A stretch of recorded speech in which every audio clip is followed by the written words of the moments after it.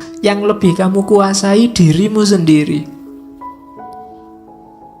Mau berubah atau tidak kan tergantung dirimu. Harusnya kamu lebih sibuk di sini, tapi kamu tidak sadar, tidak mau melihat keburukanmu. Yang kamu lihat selalu keburukannya orang lain. Hidup jangan hanya menggunakan kalkulasi untung rugi. Kamu akan kecewa. Kamu akan kehilangan banyak malah. Mengaji hening bersama Dr. Fahrudin Faiz. Mari kita simak. Oke, bismillah. Assalamualaikum warahmatullahi wabarakatuh. Bismillah, kita lanjutkan ngaji kita. Sekarang kebaikan. Rumus pertama kebaikan itu simpel. Jangan buang-buang waktu memperdebatkan apa itu orang baik.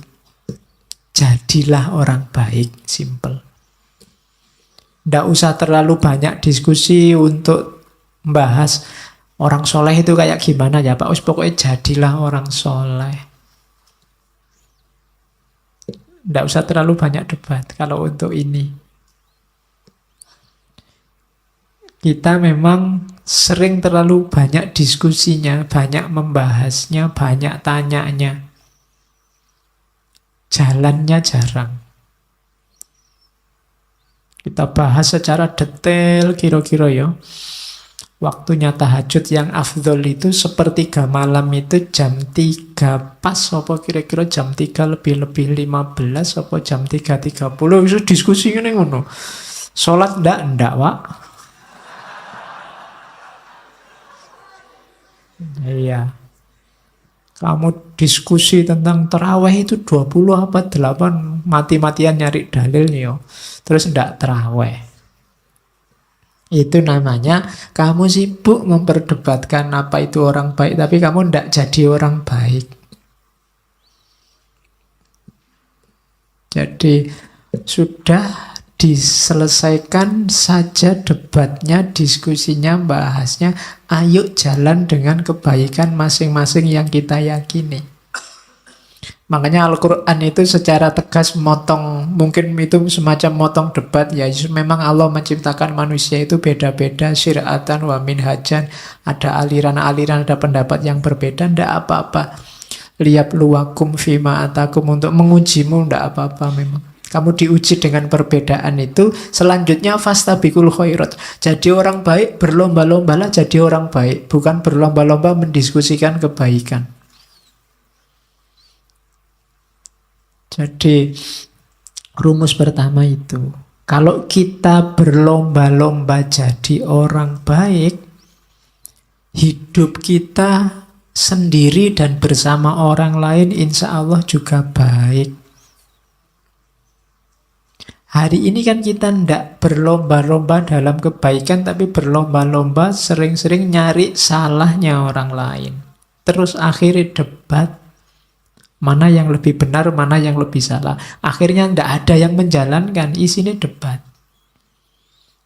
Maka rumusnya Marcus Aurelius, jangan buang-buang waktu untuk memperdebatkan apa itu orang baik. Jadilah orang baik saja. Rumus yang kedua, kita harus melakukan kebaikan kepada orang lain sesederhana kuda lari. Lebah menghasilkan madu atau kebun anggur membuahkan anggur, masa demi masa, tanpa memikirkan lagi anggur yang telah dihasilkan. Jadi melakukan kebaikan itu jangan perhitungan. Sudah berapa ribu ya bulan ini aku sedekah, itu perhitungan. Biasanya orang yang masih perhitungan itu masih nunggu balasan. Aku sudah sedekah sekian juta, baliknya 7.000 kali lipat. Kalau sekian juta kali 7.000, wah aku nanti dapat sekian. Itu masih perhitungan namanya. Janganlah lakukan kebaikan kepada orang lain alamiah saja, karena memang tugasmu untuk melakukan kebaikan itu. Kayak kuda lari, kayak lebah bikin madu. Lebah itu kan bikin madu, terus madunya mbok ambilin, mbok minumi, kan dia ndak protes. Jadi coba bisa demo mereka, itu kamu susah, nggak dapat madu. Saya membayangkan kayak ayam itu demonstrasi, nggak mau bertelur saja. Itu berapa kerugian manusia, pengusaha-pengusaha telur dadar, pengusaha-pengusaha martabak itu bisa tutup semua. Tapi mereka kan nggak mikir ke sana. Dan kamu nggak pernah terima kasih sama ayam, bebek, dan kawan-kawan. Hidupmu sangat tergantung di sana. Mereka sudah menjalankan tugasnya dengan baik, tinggal kamu jalankan tugasmu. Kamu melakukan kebaikan kok masih nawar, masih nunggu balasan, masih minta dikasih pahala double. Jadi jalankan kebaikan itu secara natural, alami. Tanpa harus mikir, tanpa harus nagih-nagih kamu dapat apa. Jadi rumus kedua itu. Rumus pertama, jadilah orang baik saja, titik. Rumus kedua, jalankan kebaikan secara alamiah. Tidak perlu terlalu banyak mikir, terlalu banyak pertimbangan. Apalagi yang kau harapkan saat membantu orang lain? Tidak cukupkah bahwa engkau sudah menjalankan tuntutan alam? Engkau meminta imbalan juga? Nah, itu pertanyaannya Markus. Seolah-olah matamu mengharapkan balasan juga saat melihat atau kakimu saat berjalan. Padahal untuk itulah keduanya diciptakan. Bayangkan kalau mata juga minta gaji, kakimu setelah dipakai jalan lari banyak, aku capek sekali, ini harus dikasih kompensasi, kan enggak begitu. Ya memang tugasnya kaki untuk jalan, tugasnya mata untuk melihat. Mereka enggak minta pahala, mereka enggak minta bayaran darimu. Kakimu kan nggak teriak-teriak, ayo aku sudah capek ini, saatnya pijet, kan dia nggak begitu. Kakinya menerima saja. Oke, jadi rumus kebaikan ada dua. Yang pertama, jalankan apa adanya. Yang kedua, jalankan secara alamiah. Lawannya kebaikan itu kejahatan, kesalahan. Katanya Markus, ingatlah siapapun yang melakukan kesalahan, ia bersalah pada dirinya sendiri. Siapapun yang melakukan ketidakadilan, ia melakukannya pada dirinya sendiri. Yang dilakukan apa? Membuat dirinya jahat, mengacaukan ritme alamiahnya sendiri tadi. Kesalahan apapun yang kamu lakukan itu sebenarnya kamu sedang bersalah pada dirimu sendiri. Man amila solihan fali nafsih wa man asa'a fa'alaiha. Barang siapa beramal baik itu untuk dirinya sendiri, dan barang siapa beramal jelek juga untuk dirinya sendiri. Kalimat ini cocok sama dalil itu, meskipun ini jauh lebih dulu, karena ini tahunnya kan Masehi awal.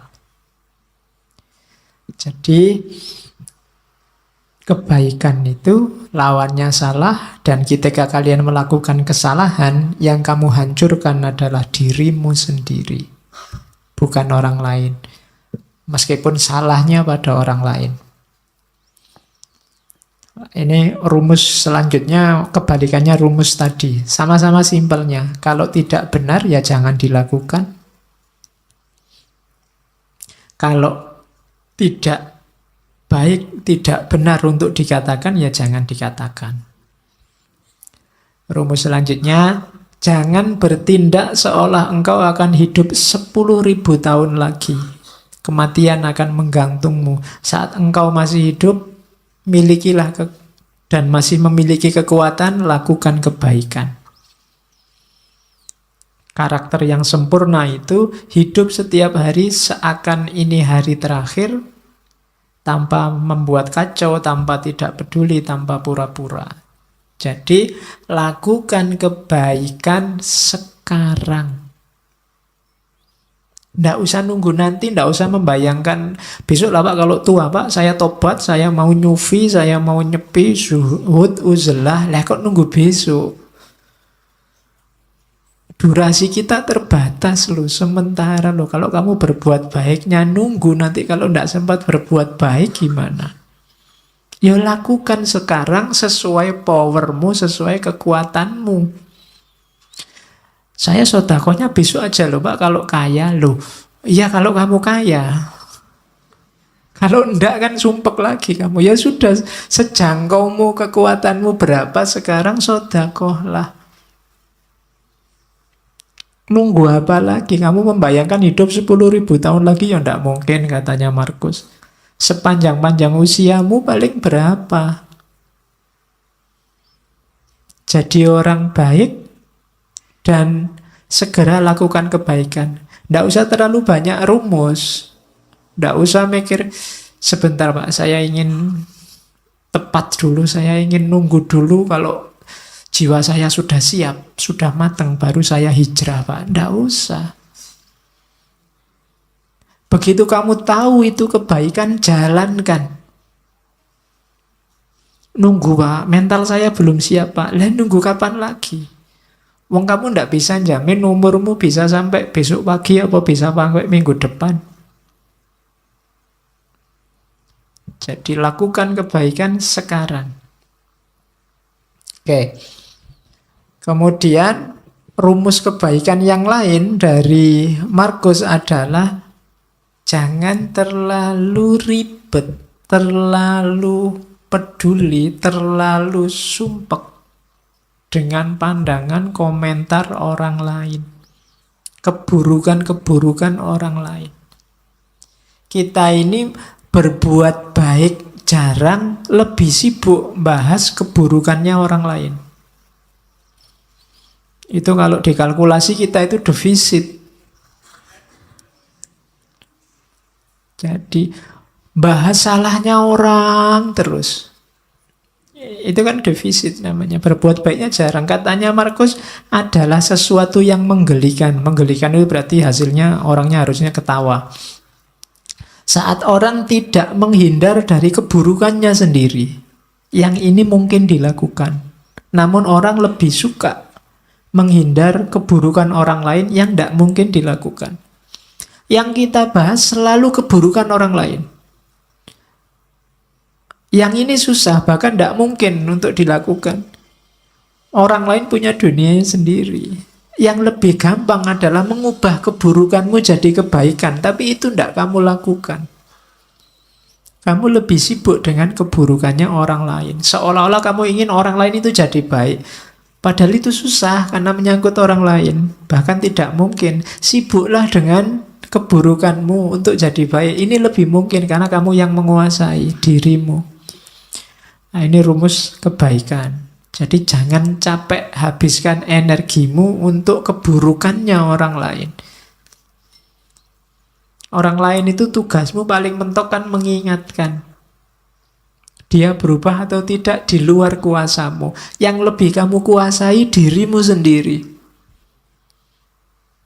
Mau berubah atau tidak kan tergantung dirimu. Harusnya kamu lebih sibuk di sini, tapi kamu tidak sadar, tidak mau melihat keburukanmu, yang kamu lihat selalu keburukannya orang lain. Oke, ini nasihatnya Markus. Yo rasane kan koyo kamu belajar akhlak kan malam hari ini. Padahal ini filsafat akhlaknya Romawi zaman awal abad Masehi, tahun 100-an Masehi. Ini setiap yang saya omongkan bisa kamu carikan dalilnya. Kamu cari Qur'annya apa hadisnya, insya Allah ada. Kamu pakai bahan khutbah Jumat besok. Ya. Katanya Markus, saat bertindak jangan menunda-nunda, saat berkata jangan membingungkan orang lain. Saat berpikir jangan sesat, latihan berpikir yang jernih. Jiwamu jangan pasif atau agresif. Pasif itu tidak ngapa-ngapain, agresif itu menyerang orang lain. Hidupmu jangan hanya mencari keuntungan. Ini rumusnya. Lakukan kebaikan segera, jangan ditunda-tunda. Kalau ada perlunya ngomonglah yang bisa dipahami orang dan bermanfaat. Jangan ngomong yang cuma membingungkan orang, apalagi menyakiti. Berpikirlah yang jernih. Kemudian mentalmu harus mental aktif, tapi tidak agresif, apalagi pasif. Aktif itu selalu mengejar, mencari yang lebih baik, lebih benar. Kalau agresif itu menyerang orang lain, nyari-nyari kesalahannya orang lain. Kalau pasif itu tidak ngapa-ngapain, nunggu takdir. Jangan pasif, jangan agresif. Terus hidup jangan hanya menggunakan kalkulasi untung rugi. Kamu akan kecewa. Kamu akan kehilangan banyak malahan. Setiap kali mau melakukan kebaikan, kalau kamu hanya nyari kalkulasi untung ruginya, akan ada sangat banyak hal yang terlewat dalam hidupmu nantinya. Maka Markus ngasih rumus 5 itu. Bertindak jangan ditunda, berkata jangan membingungkan, berpikir jangan sesat, jiwamu jangan pasif atau agresif, hidupmu jangan hanya mencari keuntungan. Kalau apapun yang kamu lakukan mencari keuntungan, yang ketemu justru adalah kerugian. Nah, ini rumusnya hidup. Ini enak kalau diceramahkan, kalau dijalankan berat. Ya, kalau ngomong kan enak, kamu manduk-manduk, oh iya Pak, bener Pak. Cuma ya nanti keluar dari sini ya kembali ke asal. Kindness is unconquerable. Kebaikan itu tidak terkalahkan selama without flattery or hypocrisy. Selama tidak dibarengi flattery, kesombongan atau kemunafikan. Kemunafikan berarti baiknya pura-pura. Flattery berarti baiknya berpamrih dipuji untuk kamu bahan menyombongkan diri. Jadi kebaikan itu akan rusak kalau kemasukan flattery dan hipokrisi. Flattery berarti ada pamrihnya, dan hipokrisi berarti kamu sebenarnya tidak melakukan kebaikan, cuma pura-pura. Kalau baikmu tulus, tidak pura-pura, maka kebaikanmu tidak akan ada yang mengalahkan. Unconquerable. Mungkin pakai rumus ini yang dipakai oleh Markus sehingga sedahsyat apapun kepahitan hidupnya, kesulitan yang dia hadapi, dia bisa bertahan sampai akhir. Dan jadi salah satu kaisar paling menonjol dari Romawi. Oke, selanjutnya tentang kebersihan jiwa. Kalau tadi kan yang baik-baik, yang jelek-jelek tolong jangan masuk. Yang pertama apa? Ambisi. Ambisi berarti mengikatkan kenyamananmu pada apa yang dikatakan atau dilakukan orang lain. Orang yang berambisi itu kan targetnya biasanya keluar dari dirinya. Kesuksesan yang bergantung pada orang lain. Kamu tidak akan ketemu apa yang kamu ambisikan. Hidup yang penuh ambisi tidak akan nyaman. Karena bergantung pada yang di luar diri. Bersenang-senang berarti mengikatkan kenyamananmu pada sesuatu yang terjadi pada dirimu. Bersenang-senang juga begitu, tergantung pada mood tadi. Tergantung pada suasana hati. Itu juga kamu tidak akan bersih jiwamu kalau inginnya senang-senang terus. Kejernihan jiwa adalah tadi kebersihan, kebebasanmu dari yang di luar diri. Jangan tertipu oleh dua hal ini selanjutnya. Celaan dan pujian tidak memiliki efek yang sejati. Kalau engkau melakukan kebaikan, dicela atau dipuji orang, tidak akan mengefek pada kebaikan itu. Kebaikan tidak akan jadi jelek meskipun dia dicaci orang. Dan sebaliknya, kejelekan juga tidak akan jadi baik meskipun dia dipuji-puji. Celaan dan pujian tidak memiliki efek yang sejati, tidak memiliki efek yang hakiki. Efeknya cuma citra-citra di luar saja, tapi yang baik akan tetap baik, yang jelek juga akan tetap jelek. Biar jiwamu bersih, maka tidak perlu kamu terpengaruh oleh celaan atau pujian. Terima kasih sudah menyimak. Semoga channel Mengaji Hening bersama Dr. Fahrudin Faiz selalu bisa memberikan ilmu, motivasi, dan kebermanfaatan. Salam sehat dan bahagia.